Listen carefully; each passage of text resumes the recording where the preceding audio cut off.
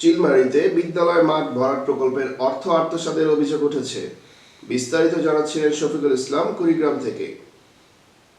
কুড়িগ্রামের চিলমারী উপজেলার নয়ারহাট ইউনিয়নের মগরাকুড়া আকন্দপাড়া সরকারি প্রাথমিক বিদ্যালয়ের মাঠ ভরাট ও ভিটা উঁচুকরণ প্রকল্পের বরাদ্দকৃত অর্থ আত্মসাতের অভিযোগ উঠেছে স্থানীয় ইউপি সদস্য আব্দুস সাত্তার মেম্বারের বিরুদ্ধে।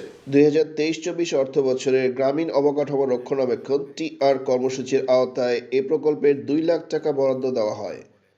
অভিযোগ রয়েছে, মেম্বার তার স্ত্রীকে প্রকল্পের সেক্রেটারি দেখিয়ে কোনো কাজ না করেই অর্থ উত্তোলন করেছেন।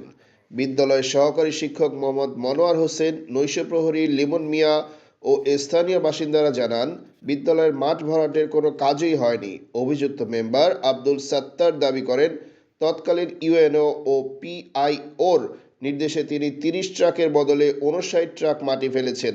এতে তার ক্ষতি হয়েছে 12,500 টাকা। উপজেলা নির্বাহী অফিসার সবুজ কুমার বসাক জানান, অভিযোগ পাওয়া গেছে, তদন্ত করে প্রয়োজনীয় ব্যবস্থা নেওয়া হবে। 16/2/2013 সাল। আমার স্কুলের নাম মগরাকুড়া আকন্দপাড়া সরকারি প্রাথমিক বিদ্যালয়। এখানে এই স্কুলটা অন্য জায়গায় ছিল, থাকার পরে এই ভেঙে যাওয়ার পরে আমরা আবার এই জায়গায় স্থাপন করি 2020 সালে। তো 20 সালে আনার পর থেকে এই জায়গায় কোনো মাটির কাজ কোনো প্রকারের যে অবস্থা সরজমিনে আছে দেখতে পারতেছেন, আমরা সবাই এলাকাবাসী দেখি এখানে কোনো মাটির কাজ হয়নি, এতটুকু আমি জানি। বিদ্যালয়ের সহকারী শিক্ষক তো এমনি প্রকল্প তো অনেক আসে, আমরা তো সব জানতে পারি না আমরা সহকারী শিক্ষক হিসেবে, কারণ আমাদের তো এসবের মধ্যে কোনো এখতিয়ার নাই বা প্রকল্পের কোনো কমিটিতেও আমি ছিলাম না। তো এমনি পরে যখন জানতে পারি যে এখানে প্রকল্প আসছিল, এতটুকু আমি জানি যে একবার মাটি ফেলানো হয়েছিল কিছু ট্রাক, সেটা মাঠে নয় আর কি, এই ঘর নিচু ছিল সেখানে কিছু মাটি ফেলানো হয়েছিল, আর রাস্তায় বোধহয় অল্প একটু মাটি ফেলানো ছিল, সেটা ওই 40-45 ট্রাক বোধহয় হবে এরকম ট্রাক, মানে আমাদের যে গ্রামের ট্রলিগুলো চলে এগুলো আর কি। 40 টাকা কত সালে? সাল মনে নাই, তবে 22-23 এদিকে বোধহয় হবে আর কি, ওরকম হবে আর কি। আমরা তো জানি না কোন অর্থ বছর ডকুমেন্ট বা কাউন্সিলের যে রেজুলেশন সেটা ওগুলো বোঝা যাবে, অনুমান আর কি, যেটা মনে আছে স্মৃতিতে। আর এই যে এই ঘরটা দেখতেছেন, এই ঘরটা কিন্তু যেটুকু উঁচু করা হয়েছে এটা কিন্তু কয়েকবার মাটি ফেলানো হয়েছে কয়েক কিস্তিতে।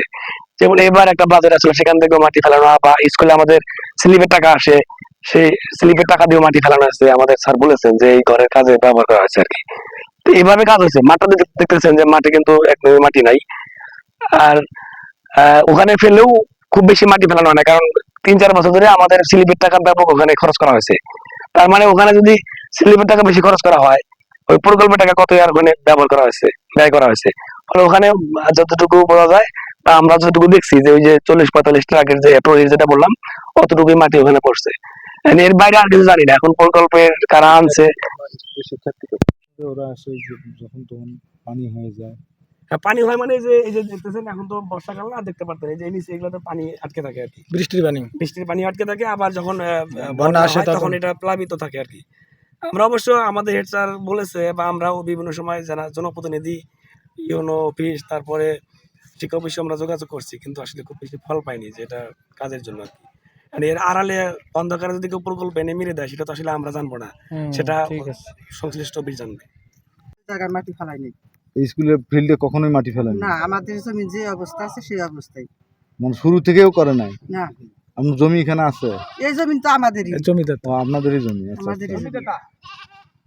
আচ্ছা, ঠিক আছে। মাটি কোনো মাটি কি নাম আপনার? আমার নাম সাদেক হোসেন, মোহাম্মদ সাদেক হোসেন।